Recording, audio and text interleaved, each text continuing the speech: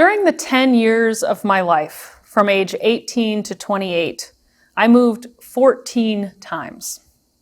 I crisscrossed back and forth across the United States and spent a few months in Ghana, West Africa. After living in one city for the first 18 years of my life, this was a big change. It was a time of journeying and all of the self-discovery and growth that comes with any journey. Interestingly, after all of that moving, my destination was Texas. And here I am almost 10 years later, and only 4 moves during that time. In those years of so much change, one of the few things that remained consistent was my connection to Unitarian Universalism. The community of the Unitarian Universalist congregation in each city I lived was a resting place for me. Whether it was a small college town UU fellowship or a big city large congregation, it felt familiar. One of the reasons I sought out Unitarian Universalist congregations in all of these places was because, especially during my college years, I was surrounded primarily by people my own age. And I needed the beautiful all-ages community that exists at church. I wanted to be with children and with elders, with people my parents' and grandparents' age. In a time of life when I was picking up and moving so often, it was hard to really put down roots in any of those places. In her poem Crabgrass, Unitarian Universalist minister Lynn Unger talks about the matted, tangled roots of crabgrass that, as she says, weave the world in place and remind us that we are tied to the whole. She asks, don't you think there are things worth holding on to with 1,000 arms, 10,000 gripping toes? And she challenges her reader to consider carefully where you will put your roots.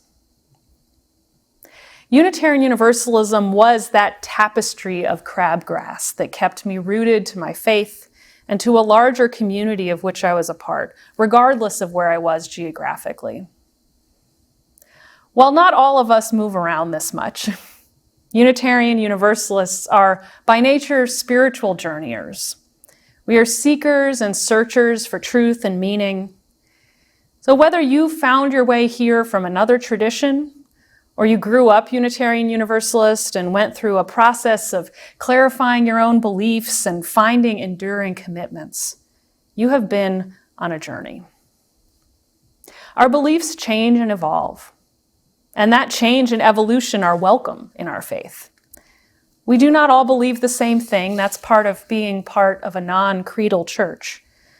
But we do make commitments to one another about how we will live, which are based in the Unitarian Universalist living tradition. We make these commitments because as we journey through life, we need affirmations that abide, grounding we can trust, religious commitments worthy of our devotion, and a destination in which to rest now and then. I know all too well that inertia is a powerful force. Perhaps you too have had times in your life where you thought, I have to keep going. If I slow down or stop, I might just crash and never get going again. But if we just keep on moving, keep on journeying and spiritually searching, never stopping or resting, arriving at or returning to a destination, we risk forgetting who we are, what we're doing, and why. As the poet T.S. Eliot wrote, the end of all our exploring will be to arrive at the place we started from and know it for the first time. An important spiritual destination for us as Unitarian Universalists at First Unitarian Church of Dallas is our affirmation, the words of which are adapted from a 1933 covenant written by Universalist minister L. Griswold Williams. He wrote, "Love is the doctrine of our church. The quest of truth is its sacrament, and service is its prayer. To dwell together in peace, to seek knowledge in freedom, to serve mankind in fellowship, to the end that all souls shall grow in harmony with the divine, thus do we covenant with each other and with God." These words that we say every Sunday are an articulation of what we are about, why we gather, our aspirations, and the promises that we make to each other about how we will journey together. It is a covenant that has stood the test of time, a covenant that our community has kept for generations, vows that we renew every time we say them together. The affirmation is a destination, someplace to rest and something to hold on to. But it doesn't mean anything unless it is lived and acted on or put into action. Like every covenant, it is a living statement. From generation to generation, we live these commitments, with some expressions remaining constant and some changing according to the time.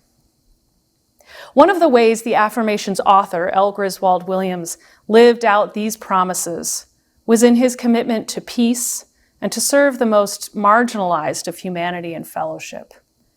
During World War II, as a conscientious objector, he was put to work manufacturing windows and doors to be used in temporary housing for refugees. With each door and window he made, he said a prayer. Teach me the truer trade of making doors and windows for men's souls. Windows for letting in love's widening dawn.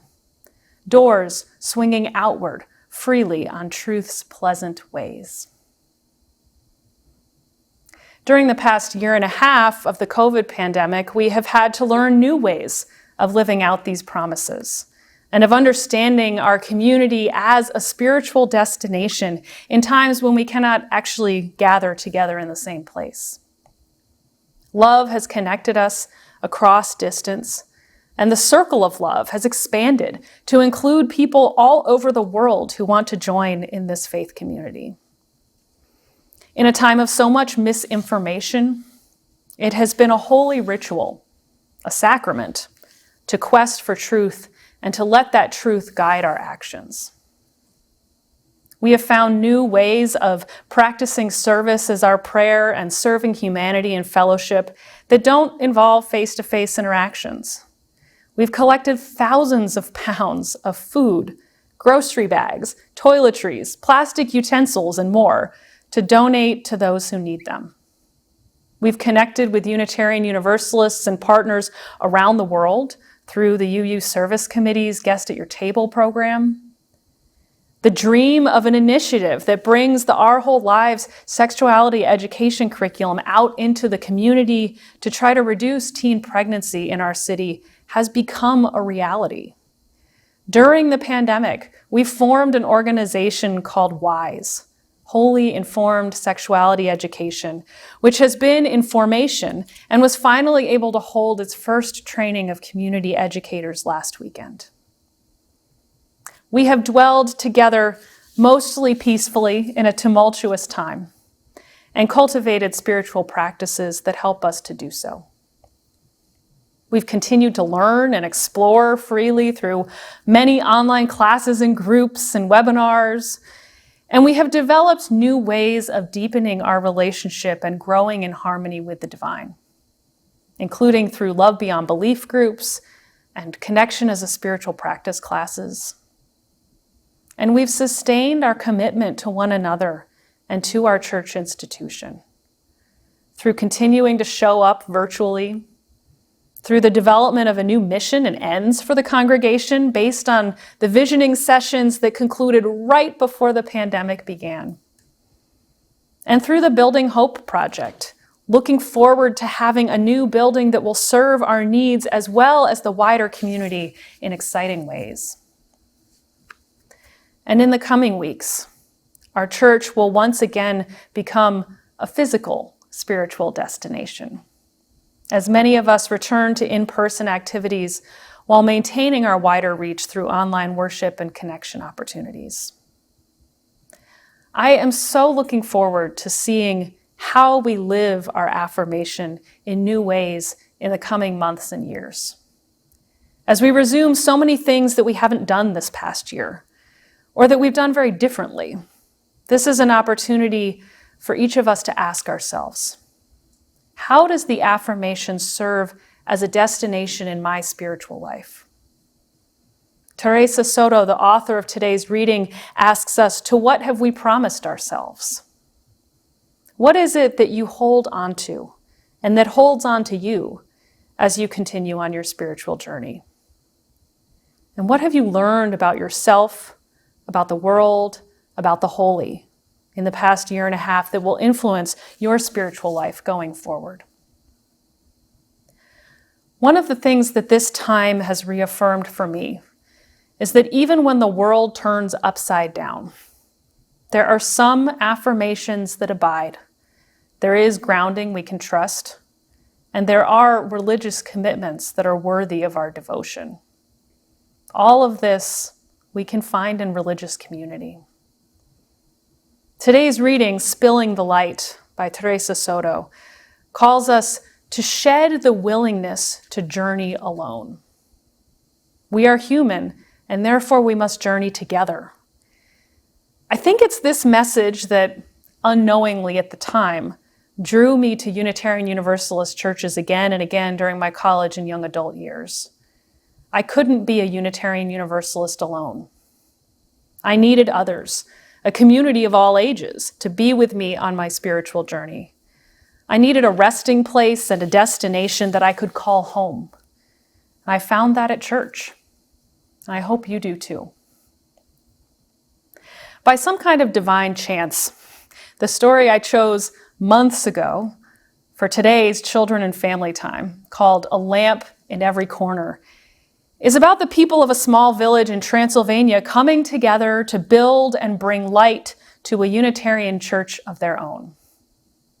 All of the people did their part, and together they constructed a beautiful church with big stone walls, sparkling glass windows, wide opening doors, and a bell at the top of a tall tower. At the end of their long, hard day of work, the people of the church went home to have supper, all except for a young girl named Zora and her father. They had brought their supper with them. As they ate, they looked with pride at the glorious church that they had built. But then Zora said suddenly, "Father, we have not finished." "What do you mean?" "There are tall iron lampstands all along the walls, but there are no lamps. The church will be dark when the people come back this evening for worship."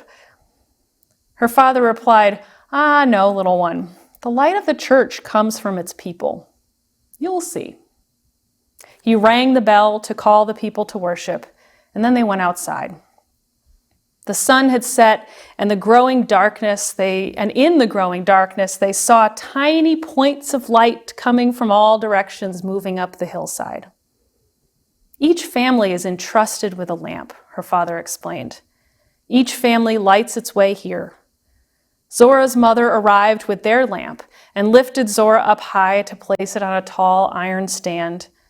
And soon the church was ablaze with light in every corner.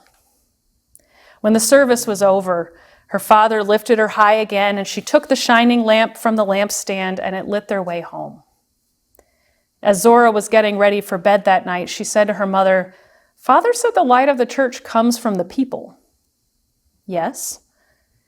But also, the people take the light from the church, and we have the light every day." "Yes, indeed," said her mother. "And even when we're not in church, even when the lamp is not lit, we carry the light of truth in our minds and the flame of love in our hearts. That light, the light from truth and love, will never go out." Teresa Soto writes, "The chalice is a reminder that what flame we keep inside us cannot light the way. The light must spill to shine."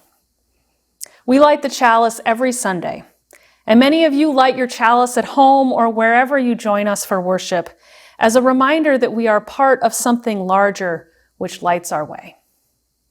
May the cup of the chalice catch our light as we let it spill. And may the light that each of us brings to this church show the way for our whole community.